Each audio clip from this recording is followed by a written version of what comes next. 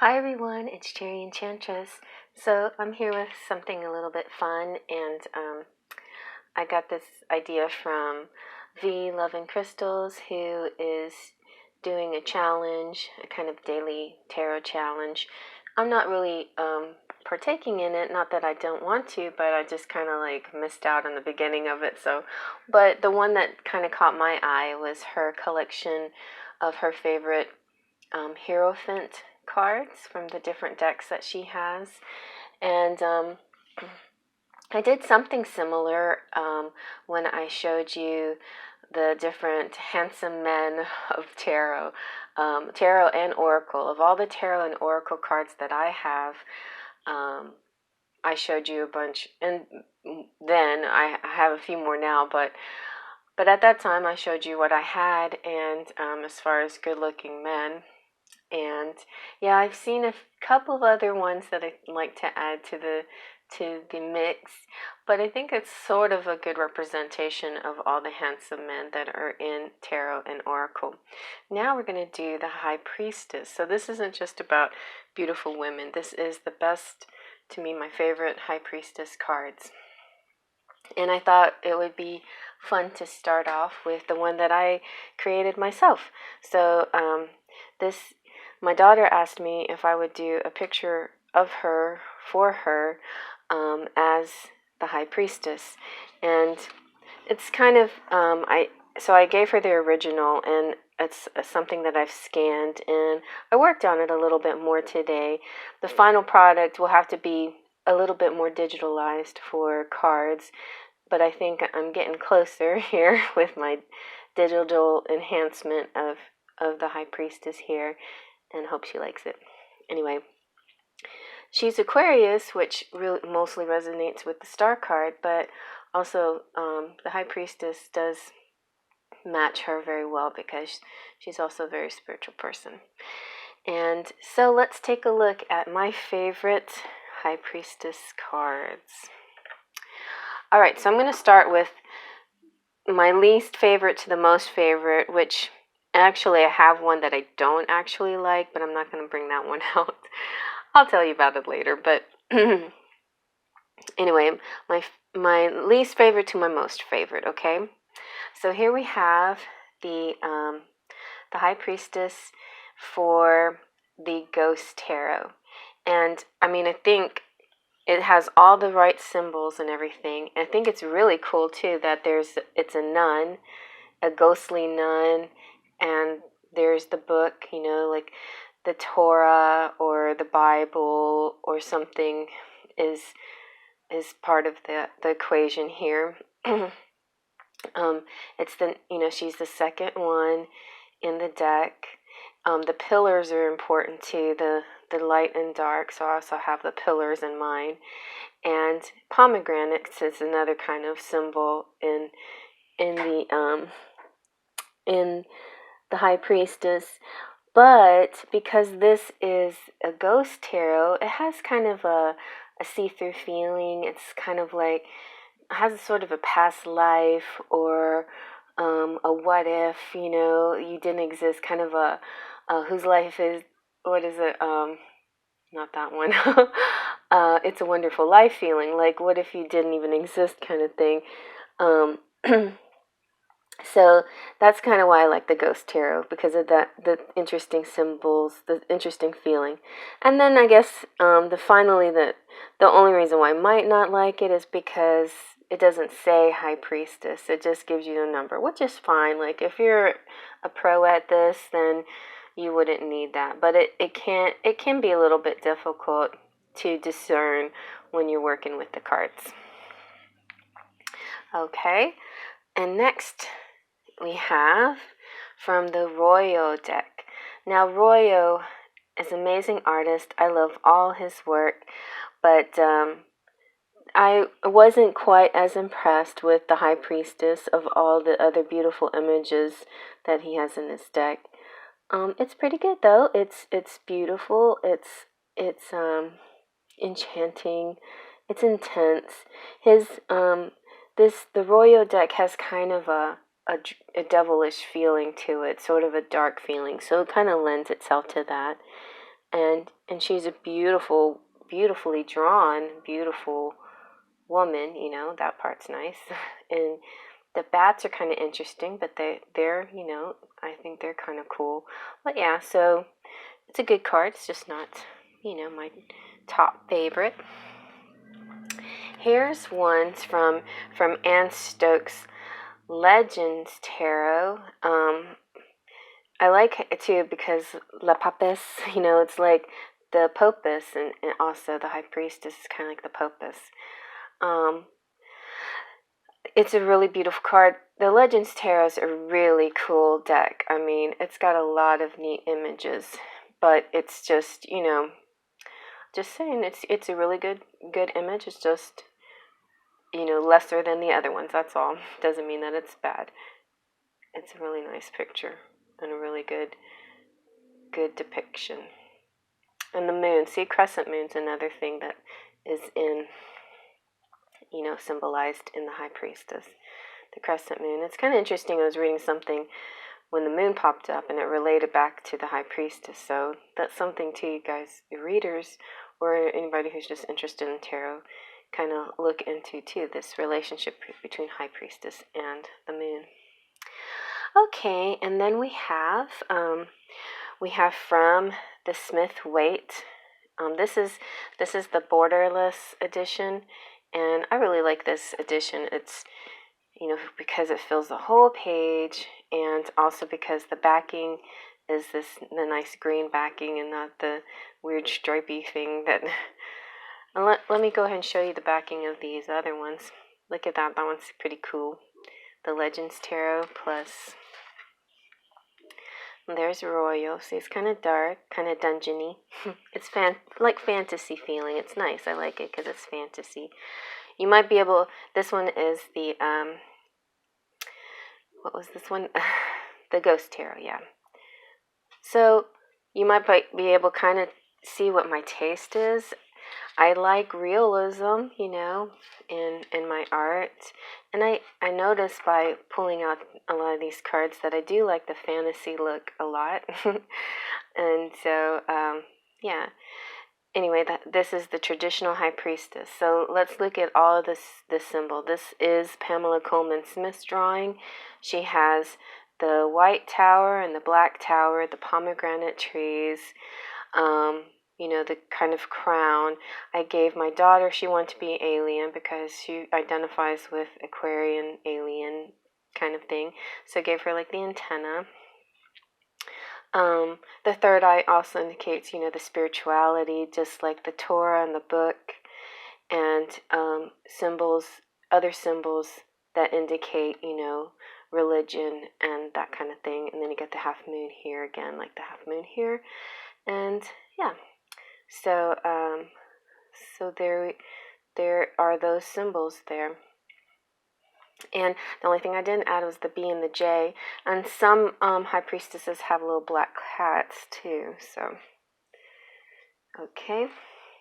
And then to compare, here's the Golden Universal Tarot, which is also, it's one of my favorites, and because it's a foil tarot, and it's redrawn. It's the basic Pamela Coleman Smith art, but redrawn a little bit, so you can see like the similarities and the differences here. We have the two towers. They're kind of very flat, especially the white tower is very flat. You have the Torah. You have her necklace. You have her crown, and it's interesting because in some ways the Golden Universal is flatter. In some ways it's more rounded. But yeah, some of the pictures that you see in this deck are more rounded, more realistic than in the Pamela Coleman Smith. But she just kind of does, you know, basic line drawings. Anyway, but I do love the foil part. That's fun. All right, and then speaking of foil, we have from the Victorian Romantic Tarot, we have the High Priestess. This is also a foil card that, I don't know if we can catch the light here. if you can see how it grabs it. Certain lighting that grabs it. Anyway, it's a really pretty style, and a very beautiful woman with the cauldron. So a lot of times you'll see liquid and cups and things like that with the High Priestess. Here you see the towers again, the black and the white. So that's good. It's pretty neat. There you go. And then we have the Botticelli Tarot, which is also a foil card, High Priestess. So she looks just, very religious, almost like a Mary figure with the book, Bible or Torah, or representing the spiritual knowledge, religious knowledge. And I'm guessing this is kind of like pomegranate trees. I guess the distinguishing whether it's pomegranate or not is not that as important. And then we have a few quirky cards. So in general, I do like traditional and I do like realistic. But just as V pointed out, in the Everyday Witch Tarot, I really, really like how it represents an actual witch with the cat and runes and tarot cards and crystal ball and books. All of that kind of represent really what it means to be a high priestess. The other thing that I found very interesting is how the High Priestess is the cover of a lot of decks. So I believe in the Everyday Witch, the High Priestess is the cover art on that deck, which makes sense because, it's the tarot. Here's another quirky, cute one that I just had to pull out because I love this deck, and I only used it for Halloween, and I'm not sure how or when I would ever use it except for Halloween, but look at it. It has all the elements. It's a perfect Halloween deck. I mean, it's a perfect example of a High Priestess, but all in Halloween version. So we have the light and the dark tower, plus the crescent moon and the pomegranates and the book and the black cat even. Some of them don't have black cats, some do. And so, that's a really good example, I think. So she has all the traditional. And here's another cute one. This is the Heart Tarot, which I like to use this. I use it for Valentine's, but I use it for love readings. I use it for lots of things because it has kind of a different point of view. And so, she's the perfect High Priestess with her book, her wings. She's cute. Her knowledge, the love all around. That has to do with the deck itself. But I like the blue draping cloth, that's kind of also symbolic too, and the draping cloth here. Okay, let's see what else we have. So next to the traditional tarot, the next deck that I ever used was the Shadowscapes. So this one's kind of interesting because it looks almost masculine, but it's a lady when she's got her pomegranate up there. Then kind of like the owl represents the wisdom and the knowledge, and it's just like a lot of fun swirly things, and the crescent moon, and those are like the basic symbols there. This is the kind of deck. This Shadowscapes is the deck that you can spend hours staring at to get all the messages and all the symbols. I like all the kind of shell fractal swirls too. They're very meaningful, about life. And and her flowing bluish drapes too. Very pretty. And then I wasn't going to add her, but I thought, why not? This is one of my decks I have is the Casanova decks. And so she doesn't have any of the traditional symbology, but there you go. She's an attractive masked lady, and there's a lot of masks in the in this Casanova Tarot. There's some, some shadows of the High Priestess, the drapery, and then a possibly pomegranate print on her chair. But also the other thing, just like the Ghost Tarot, this doesn't say High Priestess, it just says 2. So hopefully you understand when you get to it that 2 means the High Priestess. Also, it's kind of like a 1-1, like 11, so it kind of has sort of a fun, like it's this, every time something like that pops up, I just think of my tattoo again. My tattoo has so many meanings to it. One of the main meanings is that's my birth month, though. And then here's another one. I really like this one too. This is from the Game of Thrones Tarot, which I was doing weekly readings from the Game of Thrones Tarot to kind of, as just sort of like as if I was doing my own TV series kind of thing. And it was pretty fun for a while, but then I was just like, oh, okay, well, I'll just, suspend that for a while. But if any of you are interested in me taking that back up again, I can, or I can do some other kind of weekly reading. And so here we have, she is definitely the High Priestess of the show for sure. She's the knowledge of the spiritual and the religious and ritual and all of that. She's the red woman and the red witch, so to speak. And yeah, she's her description is really pretty in the book too. And I really like too the way these cards, I don't know if you can see, they're kind of this interesting matte textured type of deck too. Really nice and very inexpensive if you like that.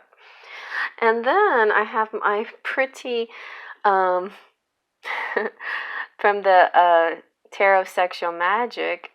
She is fully clothed, but she is looking a little sexy there. I mean, with her cleavage showing. But she has a lot of the right symbols. She's got the book. She's got the pomegranates. She's got keys. Oh, do we have keys? In some of these I thought had keys. Interesting. And she's got a kitten. That's a cute kitty. I like that too. I like the sensuality of her feet rubbing on the kitten's fur. And then there's the white tower in the back. So yeah, it's a cute image.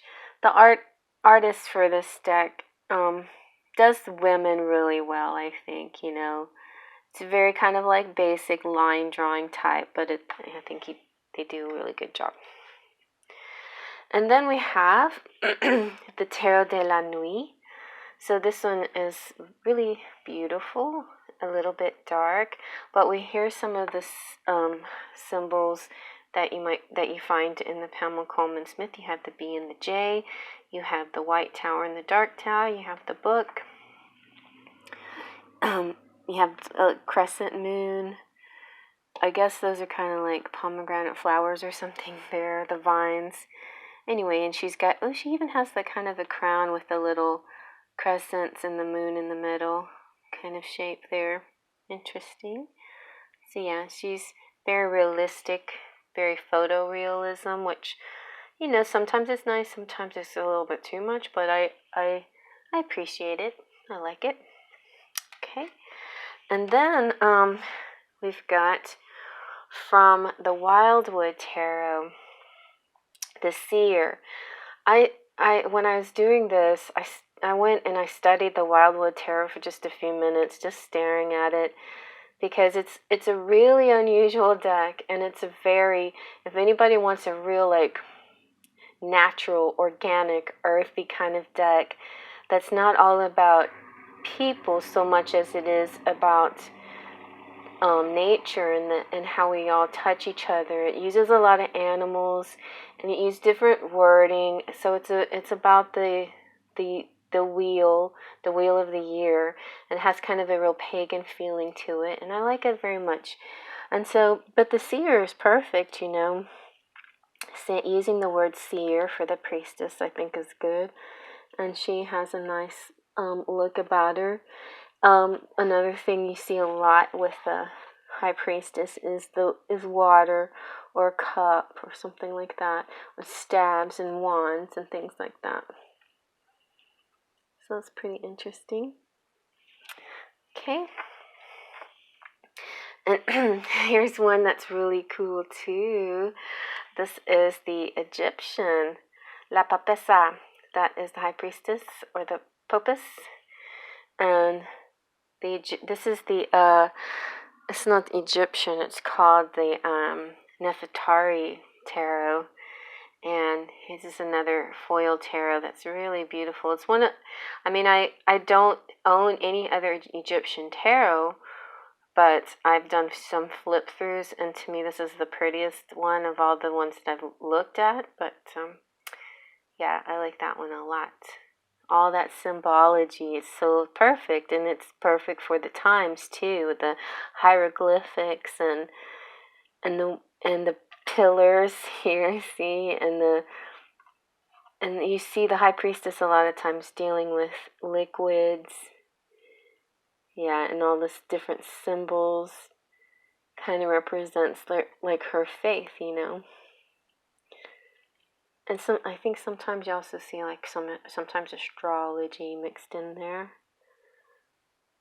I'd like to read, someday I'm going to read what that says. I have a dictionary that explains the symbols.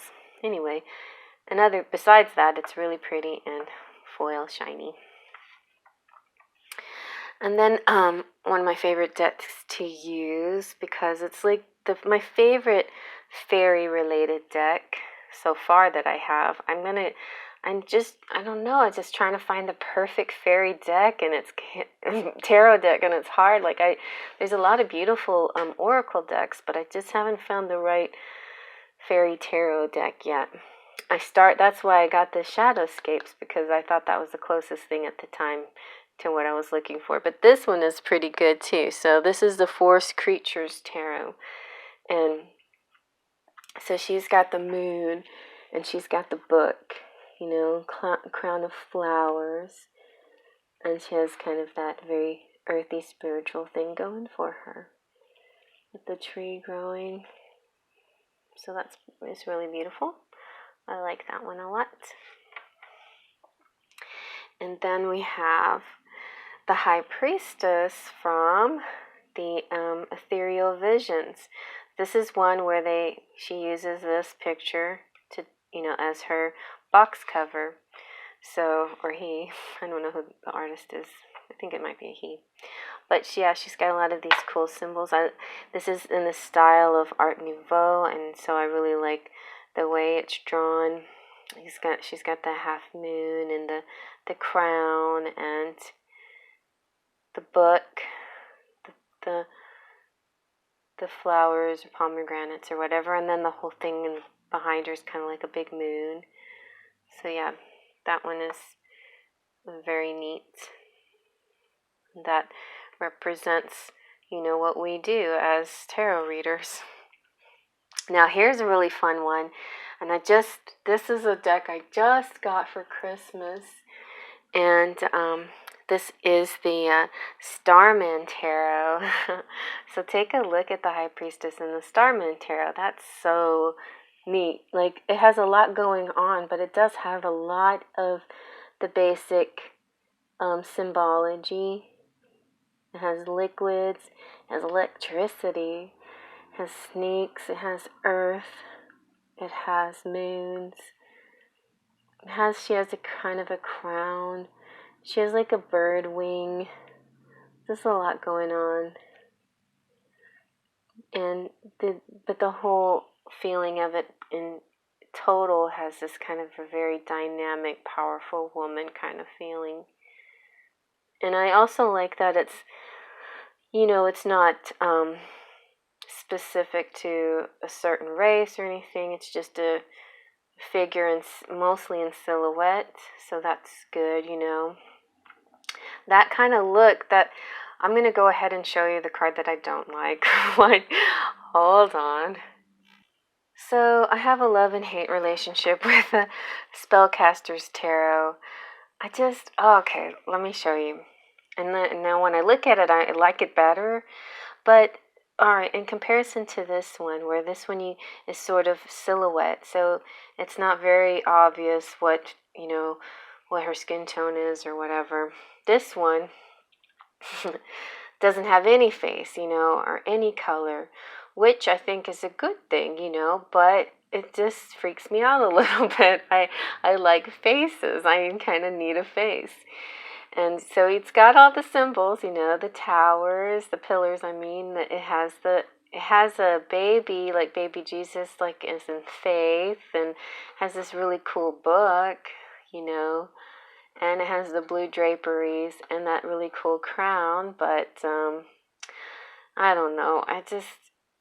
Some of these, it's just like the drawing itself is so nice. I love the artist. It's just the symbology that kind of throws me off sometimes in this deck.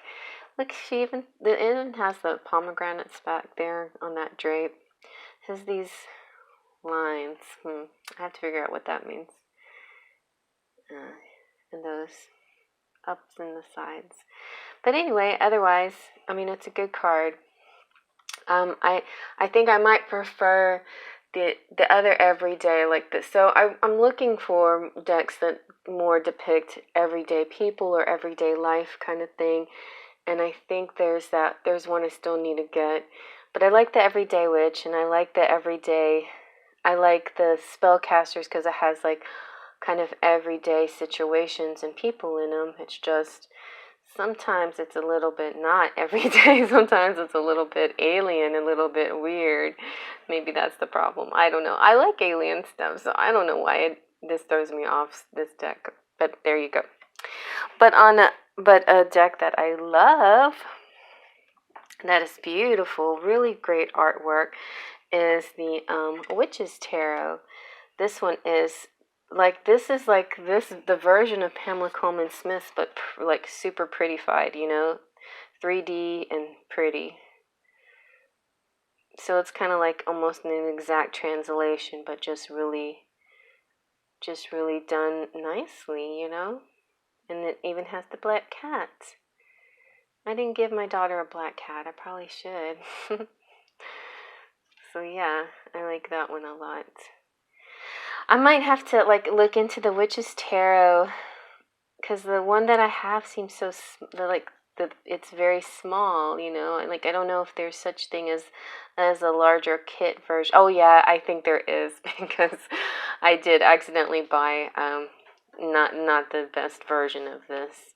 So I'm just saying, watch out, you guys, when you're buying your stuff. Make sure you usually look for the thing that says kit, or make sure it has a book with it, because if it doesn't, it usually is like a knockoff kind of thing. It's like a reproduction somebody else made kind of thing. So that was that problem with that. That's why I don't use it that often, because of that reason. Or at all, really, even though I like it. Okay, and then a couple of decks that soon after the Shadowscapes Tarot, I got the Thelema and the Arcanum Tarot, which were both really beautiful. And here's the Thelema. And Thelema, these two, Thelema and Arcanum, were how I kind of based my decks, that I created kind of off of their images and the feelings and the moods of it. So here you see the towers and the B and the J and the half moon and the pomegranates and the scroll. Sometimes you see a book, or sometimes you see scrolls. Got blue drapery, things like that. So it's got all the right symbols. Not that that's always, to me, 100% important. I think the mood sometimes is more important, but anywho. And then here we have the Arcanum. So yeah, the Arcanum is definitely one of the best. This is almost an exact replica of this, except just kind of zoomed in a bit, Really nicely done. And then she's got a key too. So I've seen keys a lot, and I think the key on this one is down on the floor. It's kind of hard to tell. I see that a lot. I see keys and I see cats that I don't have in my drawing, but yeah, but that I kind of represent, you know, other symbols using that symbol right there. So there you go. Very nice. And then now we're going to get to my decks that I created using artwork. So I'm not sure, but I think this is Bouguereau or could be Waterhouse. But anyway, it's a kind of a pre-Raphaelite design. This is a card where I thought that would work really good for lots of things, like such as the World, because she's kind of striking a pose. But I felt it was nice because we had the water. I just picture her as a spiritual person with and I don't know, like these are kind of like beads, like maybe rosary beads. And then she didn't have in her hand a pomegranate, but I added that last minute pomegranate just to add at least one symbol here that corresponds to the High Priestess. It was kind of harder in the Flesh Tarot because the flesh was just, you know, a lot of nudity, and so to depict the same thing without too much clothes, you know, but she does sort of have a queenly, you know, regal thing quality about her, you know. So there you go. And then in my Enchanted Romance, I chose this girl, and she has like the blue drapes, so I thought that was good. Other than that, it's more of her pose to me, that she has her arms in a vessel kind of picture. She's holding a cup, and so that's sometimes what you see in the High Priestess. You see liquid or cups or things like that. Sometimes, and then of course the pomegranates, but yeah, I didn't see any place to add any pomegranates. But as she to me, she had sort of a witchy look about her, to say, you know, sorceress or a priestess kind of thing. And then this one, I'm so excited to show you. This is from the Salvador Dalì Tarot. Isn't this beautiful? La Sacerdotisa. No, Sacerdotisa. The High Priestess. So this one has a cat, and it has the scroll, has columns, the blue drapes, the beautiful crown. It has the little crescent moon down there. But, I mean, beyond symbols, the artwork is just beautiful, like breathtaking. That's kind of what you kind of hope for when you're looking at least I am, when you're looking at an image, to let it affect you, let the art affect you. And then, so here is the one that my daughter wanted me to kind of use as an example. So between these two is where I got most of my imagery to come up with her drawing here. And so I knew I needed the crescent. And this one, Neat, has a yin-yang. That's pretty cool. And it has the book. And so this is, to me, one of the prettiest High Priestesses, too. And it's one of my daughter's favorite cards as well. And that's part of the reason why she wanted to have that kind of look right there. But yeah, I didn't do quite as a majestic job, but you know, I got some of the symbols there. She liked the blue skin and the dark hair kind of thing too. I like that too. So and this whole deck, the Cosmic Tarot deck, has such a really beautiful, like 1920s old like film noir, you know, movie star quality. So pretty. And here's a gorgeous one. I shouldn't say gorgeous, gorgeous one. This is from the Illuminati Tarot. I really love this deck. It's so beautiful and it's so moving, and it has so much detail in it and so vivid. You know, the goal was to make it look like a stained glass window, and well, I mean, I've seen stained glass windows not quite as amazing as this, though. So, as it should, you know, I like too, the scroll is like unscrolled and like that. That's neat. So you've got the light and the dark, the J and the B, the blue clothes, this really, really cool crown and headdress, and you got the moon. It's just really, really hard to say that this is not a beautiful High Priestess. And it's a beautiful, like, this is, you know, photorealistic, but done like really amazing. A combination of this beautiful photorealistic face and hands with all this beautiful artwork, you know, art all around. So yeah. And it's kind of also that you see them kind of on thrones too. So there you go. That was one of my favorites. My second to the last favorite. Now this is I think this is my favorite. She's just so pretty. This is from the Tarot of Inspiration, which inspired me to make my decks, and I couldn't get it for the longest time because it's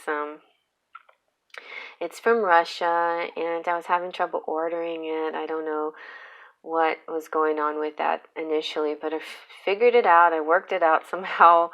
It was just, you know, it's kind of interesting that I wasn't able to order it, and I was so frustrated. It's like, okay, fine, I'm going to make my own. You know, I'm going to make my own with my own pre-Raphaelite images and whatever. And so that frustration of not being able to get this deck spurred me to be creative. So guys, when, you know, something like that happens to you, just realize sometimes it happens on purpose, right? So then later, when I, you know, didn't have that issue anymore, then the universe let me get this deck. Now, I don't know if I really needed it or not, but I am glad I have it now, because not only are the images really beautiful, but the author, to me, writes the most accurate descriptions of every card. I really like the way they're described. So here we have, and look at this beautiful pillar. Like, I should like fix my pillar better. I don't know.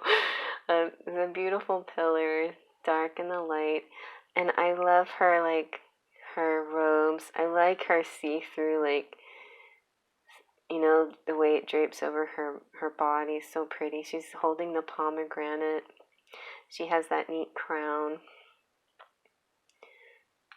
So yeah. And I think another reason why I like the Tarot of Inspirations, a lot of these cards have, you know, this beautiful, like, Milky Way, starfield kind of thing going in the background. It's so cool. Let's see if we can get in the, yeah, see how beautiful she is. I like her. So there you go, guys.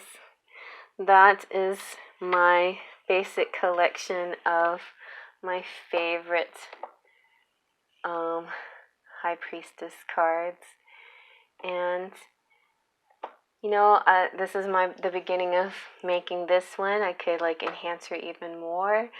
But, you know, if you put a lot of work in every card, it might not be done for, you know, years and years and years. So have to decide how much effort to put into every individual image. But anyway, there you go. I hope you like that. Faith, Trust, and Pixie Dust.